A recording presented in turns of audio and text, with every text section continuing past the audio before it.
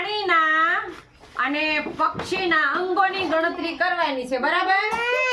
તો પેલા બોલશું પક્ષીનું. હાલો, પક્ષીને ચાંચ કેટલી હોય?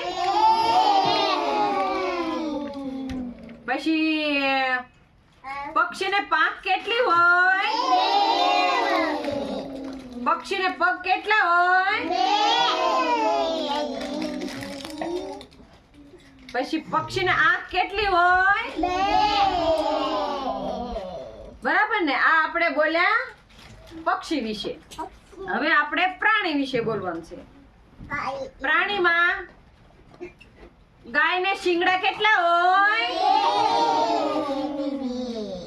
ગાયને આંખ કેટલી હોય? ગાયને પગ કેટલા હોય? 4. પછી ગાયને પૂંછડા કેટલા હોય?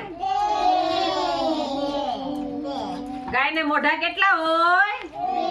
1. બરાબર ને? ગાયને શિંગડા કેટલા હોય? ગાયને કાન કેટલા હોય ને?